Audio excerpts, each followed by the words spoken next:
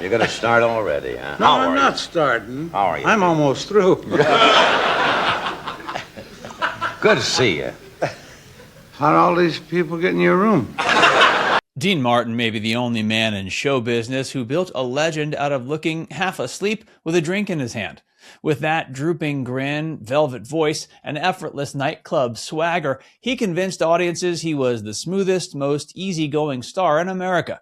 He looked like he had just wandered on stage from a long dinner, a card game, and maybe one too many cocktails, which only made people love him more. But that image hid something far more interesting than a simple drinking habit or a laid-back personality. Offstage, Martin was much quieter, more private, and far more careful than the public ever realized.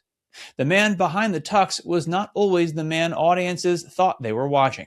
He knew how to give people the cool they came for while keeping the real Dean Martin tucked just out of reach. And right up front, drop a comment and tell us this. Do you think Dean Martin's cool came more from natural charm or from the character he built on purpose? The deeper you look, the clearer it becomes that the secret Dean Martin hid every time he was on stage was himself.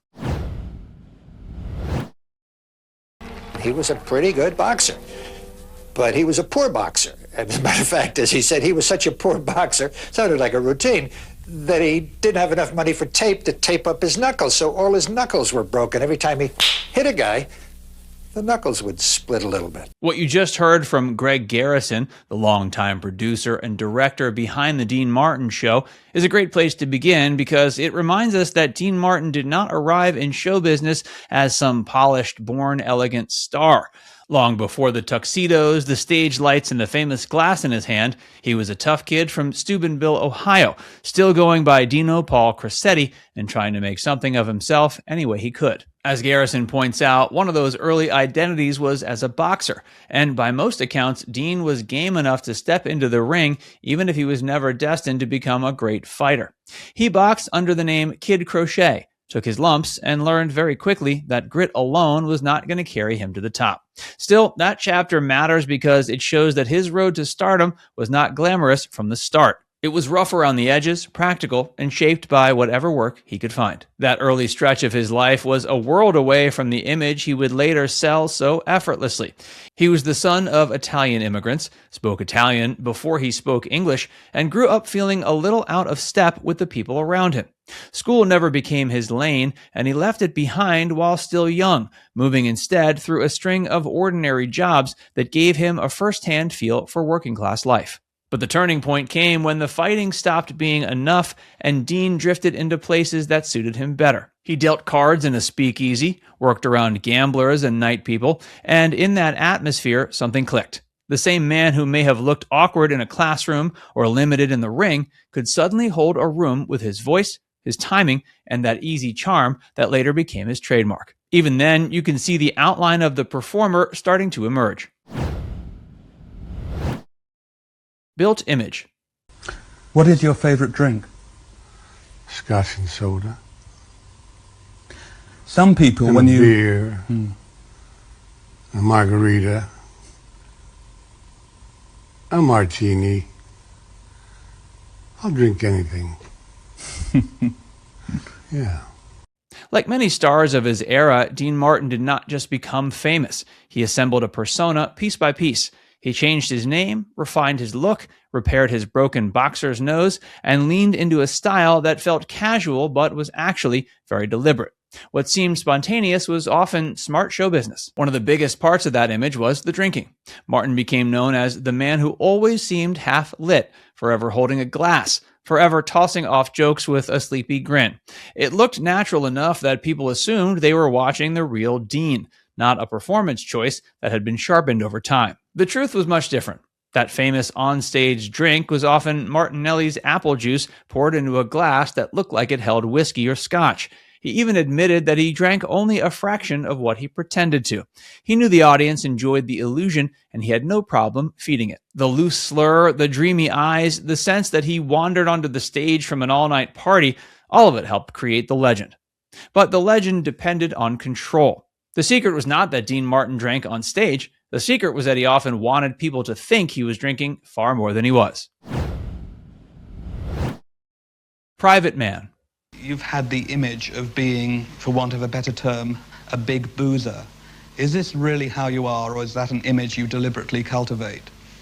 Oh, I cultivated that. I'm really not a boozer. Oh, I drink, but I'm not a boozer. I'm not an alcoholic or anything like that. But people like to see that you're a regular guy and you drink. What made the act so convincing is that it covered for a deeper truth. Dean Martin was shy. He said so himself more than once. At parties, he would drift towards a corner because he did not always know what to say.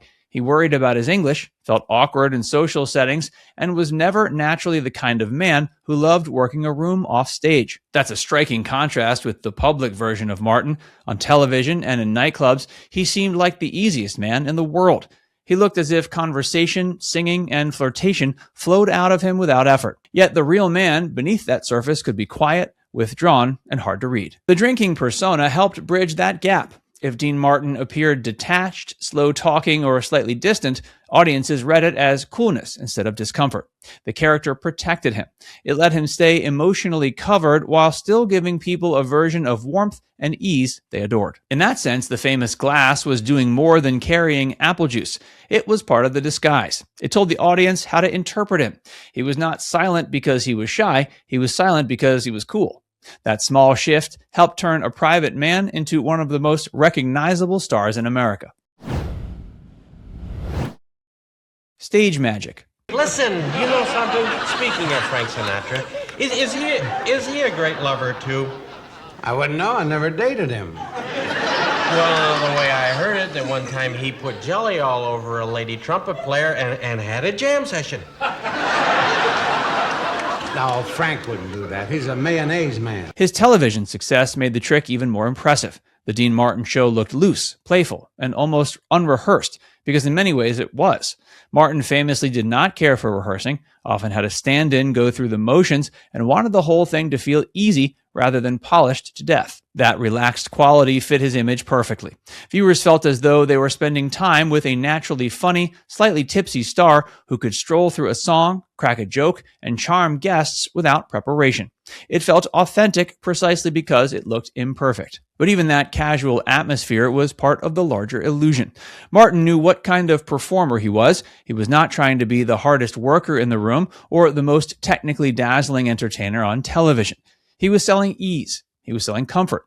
He was selling the fantasy that talent could look this natural. The audience bought it because he never pushed too hard. He could miss a line, laugh something off, take a sip from that familiar glass, and somehow seem even more appealing.